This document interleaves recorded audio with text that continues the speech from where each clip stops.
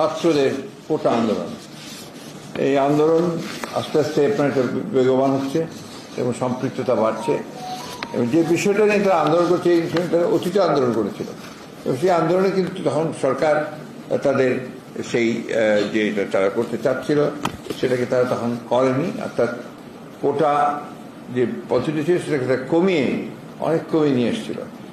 তো এখন আবার সেটাতে আমরা দেখতে পাচ্ছি যে হাইকোর্ট থেকে একটা রায় দিয়েছে, যে রায়ে তাদেরকে আপনার আগের সে অর্থাৎ 56% কোটা বিভিন্ন বিষয়ে মুক্তিযোদ্ধা, তারপরে তোমার প্রতিবন্ধী, আরও কয়েকটা ইয়ে আছে আপনার উপজাতি ও জাতি, এগুলো বিষয়ে তাদেরকে 56% কোটা দিয়ে তারা ওইভাবেই আপনার নির্বাচিত হবেন সরকারি চাকরি বা অন্যান্য চাকরির ক্ষেত্রে।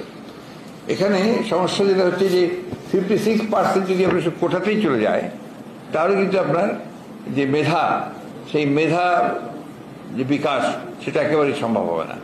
এবং আমরা সেক্ষেত্রে দেখতে পাই যে আপনার যে সমস্ত ছাত্রদের আপনার ইউনিভার্সিটিতে ভোট ঢোকা বা ভালো কলেজে ঢোকা, অ্যাট দি সেম টাইম সরকারি চাকরি পাওয়া, বিসিএস বলেন বা যে কোনো ক্ষেত্রে বলেন, সেই ক্ষেত্রে আপনার একটা মেধা শূন্যতা দেখা দিচ্ছে। এখন প্রকৃতপক্ষে সেই শূন্যতাই চলছে। এই বিষয়ে আমাদের যে মতামত সেটা আমরা আপনাদের বলতে চাই। গত কয়েকদিন যাবৎ ছাত্ররা সরকারি চাকরিতে নিয়োগের ক্ষেত্রে কোটা পদ্ধতি বাতিলের জন্য হাইকোর্টের আদেশের বিরুদ্ধে রাস্তায় আন্দোলন করছে। এটা ছাত্রদের আন্দোলন, আমাদের এখানে সম্পৃক্ত হওয়ার কোনো কারণ নেই, কিন্তু তারপরেও রেসপন্সিবল পলিটিক্যাল পার্টি হিসেবে, দায়িত্বশীল একটা রাজনৈতিক দল হিসেবে আমরা এই বিষয়ে আমাদের মতামতটা জাতির সামনে আপনাদের সামনে তুলে ধরা বাঞ্ছনীয় বলে আমরা মনে করেছি। মুক্তিযোদ্ধারা জাতির শ্রেষ্ঠ সন্তান, তাদেরকে রাষ্ট্রীয়ভাবে সম্মাননা প্রদান করা হয়।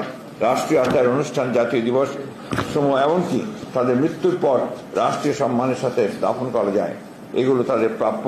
এছাড়া মুক্তিযোদ্ধার ভাতা সহ অন্যান্য সুবিধা রয়েছে। স্বাধীনতার ঘোষণাপত্রের ভিত্তিতে মুক্তিযুদ্ধের অর্থাৎ স্বাধীনতা যুদ্ধের প্রধান অঙ্গীকার ছিল সাম্য, মানবিক মর্যাদা ও সামাজিক সুবিচার নিশ্চিত করা, বৈষম্যহীন রাষ্ট্র ও সমাজ বিনির্মাণ করা।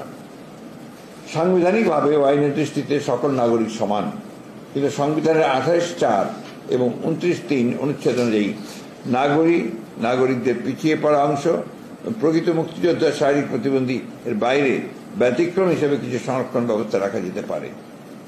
56% কোটা ব্যবস্থা বহাল রেখে প্রযুক্তি ও মেধা নির্ভর বিশ্ব ব্যবস্থা জাতি হিসাবে টিকে থাকা প্রায় অসম্ভব। প্রথম, দ্বিতীয়, তৃতীয়, চতুর্থ শ্রেণী কোন শ্রেণীতেই কোটা পদ্ধতি মেধা বিকাশের পক্ষে সহায়ক হতে পারে না।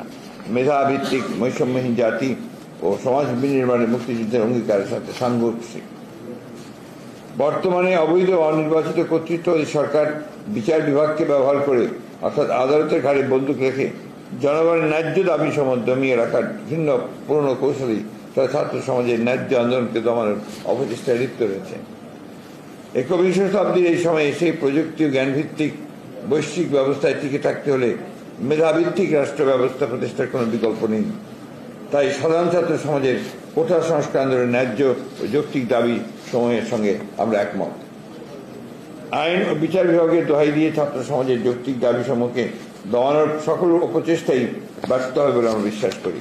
কারণ ইতিহাসের শিক্ষা হচ্ছে জনগণের ন্যায়সঙ্গত আন্দোলন কখনই দমানো যাবে না। আমরা আশা করি সরকার সময় থাকতে ছাত্র সমাজের যৌক্তিক ও ন্যায্য দাবি সমূহ মেনে নেবে, ছাত্র ন্যায়সঙ্গত যৌক্তিক মেনে নিয়ে এই সমস্যার সমাধানের আহ্বান।